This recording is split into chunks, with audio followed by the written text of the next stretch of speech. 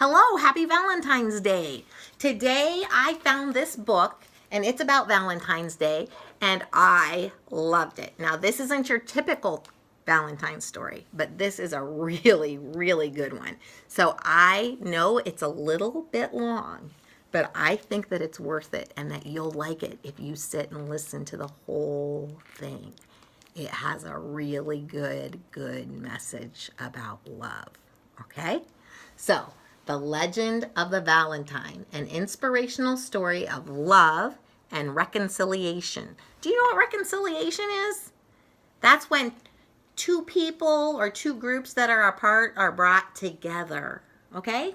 They come together and they get along again, or they start to get along. Okay? So anyhow, this is written by Katherine Grace Bond and it's illustrated by Dawn Tate. To my daddy, Dave, in Hope.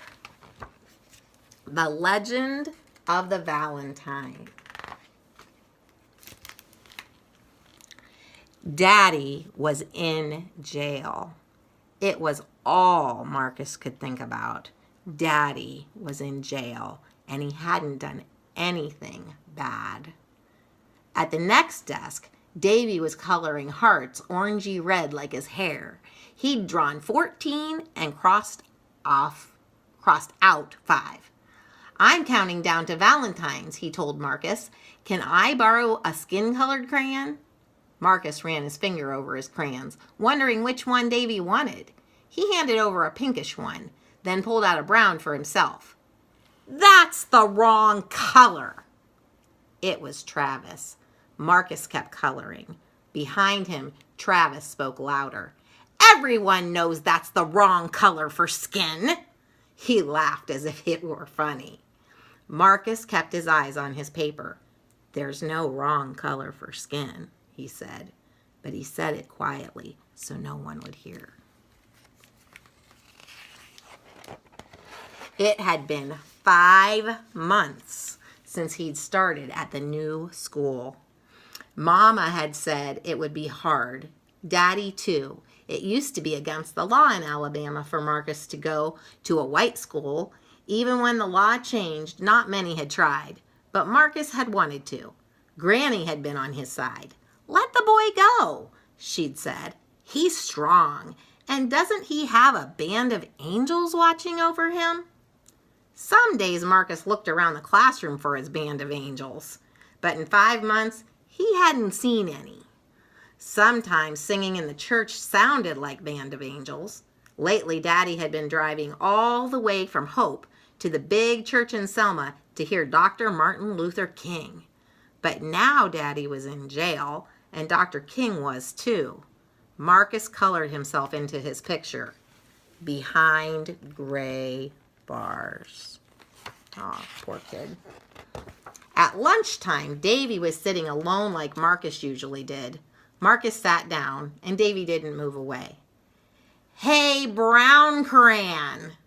Marcus didn't have to turn around to know that it was Travis. Jack and Bern were with him. Hear your daddy's in jail, Travis said. Oh, my goodness. Jack and Bern giggled. Travis gave Davy's orange hair a tug. Kumquat head, he said. Why are you eating lunch with a jail boy? Davy blushed. Travis flipped Marcus's plate. Mashed potatoes and gravy splatted into his lap. Oops, called Travis as he and Jack and Bern ran out the door. Davy waited until they were gone. He handed Marcus some napkins. Don't feel bad, he said. Travis did the same thing to me before you came. Marcus cleaned the gravy off his good school pants. He couldn't look at Davy. Granny was hanging up her hat when Marcus got home. Did you try and register again? He asked her. Did they let you? In the kitchen, Mama shook her head. Every week, Granny tried to register to vote. Every week, they told her the registrar's office was closed. That's why Daddy and Dr. King and a lot of other people were in jail down in Selma. They wanted everyone to be able to vote. Granny set a stack of library books on the reading shelf. How was school? She asked. Fine, Marcus said. It was just fine. Granny peered at him as if she were checking his temperature. If she had asked too many questions, Mark would get her to tell him a story. Granny knew stories about everything. Mama set down some ginger snaps and a glass of milk. I like cookies and milk. Do you like cookies and milk? Yum. Almost Valentine's Day, Granny said. Best get started on those cards. She plunked down scissors and paste and a box of saved wrapping paper from Christmas. There's enough to make real nice ones for everyone. Marcus looked away from her. His stomach hurt. Don't feel like it, he said in a low voice. Granny didn't answer. Marcus scuffed his shoes under the table.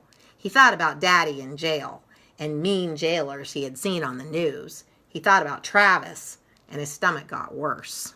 Granny waited. I hate them.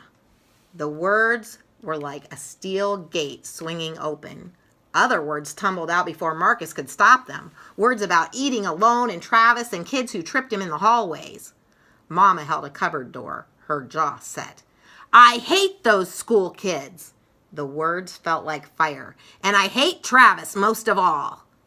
Granny turned Marcus's face to hers. No, she said. No need to be hating. Jesus says to love our enemies. Mama slammed the cupboard door. He's just a child, she said. Granny laid a hand on her arm. So's this other boy, she said. Just a child. They're all children, God's children. Mama took a breath and let it out. Marcus wondered if there were any angels for Mama. Granny folded some red paper.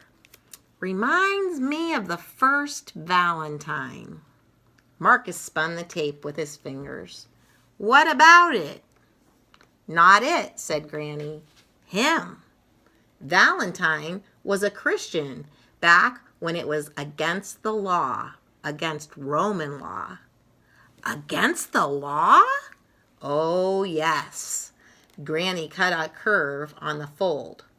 There was a law that everyone had to worship the emperor. Christians worshipped only Jesus. That seemed strange to people in Rome. And anytime something went wrong back then, folks needed someone to blame. Mama swept the forks into the sink with a clatter. Marcus stopped spinning the tape. So what about Valentine? The emperor had Valentine beaten with sticks because he wouldn't worship the emperor. Did Valentine fight back? Oh, no, said Granny. That's not the way of Jesus. On the news, Marcus had seen protesters being beaten with sticks. They hadn't fought back either. I'd fight back, thought Marcus. Granny pulled the cut part out of her paper, leaving a heart-shaped hole. So Valentine was thrown in jail, she said. Jail? Marcus sat up. He didn't do anything bad. That's right, said Granny. He didn't. Mama stood at the sink with her back to Granny. Marcus knew she was listening. Go on, he said.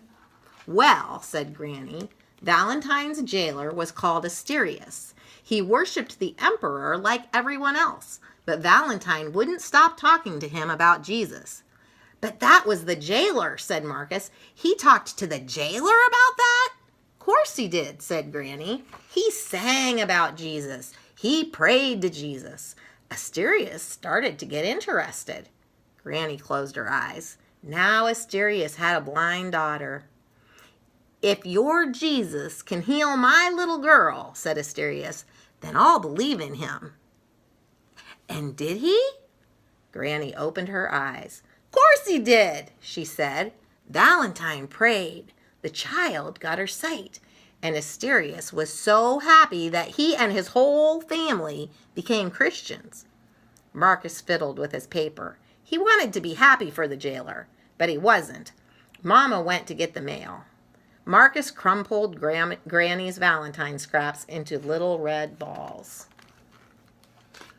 When she came back, Mama held a letter torn in the shape of a heart.